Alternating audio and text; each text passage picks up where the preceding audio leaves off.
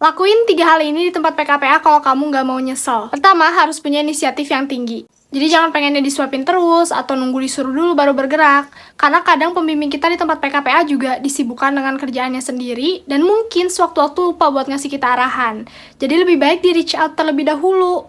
Tanya kira-kira apa sih yang bisa dikerjain hari ini, apa yang bisa dibantu. Atau kalau misalnya nggak bisa ke pembimbingnya langsung, bisa tanya aja orang-orang di situ kira-kira apa yang bisa kita bantu. Cerita sedikit di tempat PKPA, waktu aku ditempatin di suatu divisi bareng teman-teman aku bertiga. Kita awalnya sempat gabut gitu karena nggak ada yang bisa dikerjain, tapi akhirnya kita coba tanya satu persatu orang-orang di sana. Bener-bener satu persatu kita tanya kira-kira Kak ada yang bisa kita bantu nggak ya? Jadi akhirnya kita nggak ngabisin banyak waktu buat gabut guys. Karena saya nggak sih guys, biaya apoteker tuh mahal banget sampai puluhan juta, masa hasilnya cuma gabut-gabutan. Kedua, buat portofolio yang lengkap dan dicicil. Jangan sampai bikin portofolio yang asal-asalan atau seadanya, karena buat aku pribadi, jujur, portofolio itu ngebantu banget buat ujian OSCE dan juga kompre atau lisan. Dan menurut aku, mencicil portofolio tuh wajib hukumnya. Waktu awal-awal PKPA, aku memang nggak mencicil portofolio, biasalah ditunda-tunda terus nanti di akhir numpuk, ngerjain, ngebut.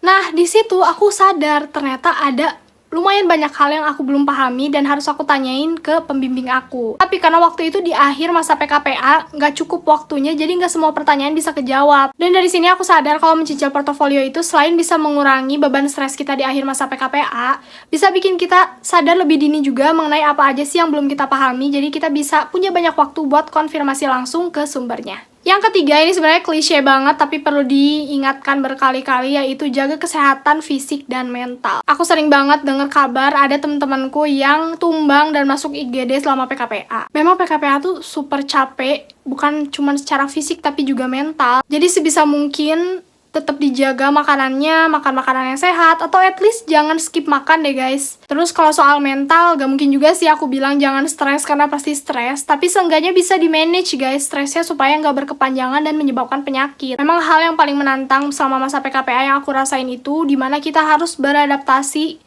dengan beban kerja yang baru dan juga lingkungan yang baru dalam waktu yang singkat. Karena kan kita PKPA kayak bentar ya, 1 atau 2 bulan udah pindah lagi ke tempat baru. Tapi waktu itu, apa sih yang bisa bikin aku beradaptasi dengan lebih cepat? Aku nanemin di mindset aku kalau ini memang buat belajar. Jadi suka gak suka, nyaman gak nyaman harus dijalani dengan sebaik mungkin demi bisa menjadi apoteker yang kompeten dan juga bermanfaat di masa depan. Jadi itu 3 tips dari aku buat kalian yang lagi PKPA atau baru mau PKPA, semangat guys, pasti bisa.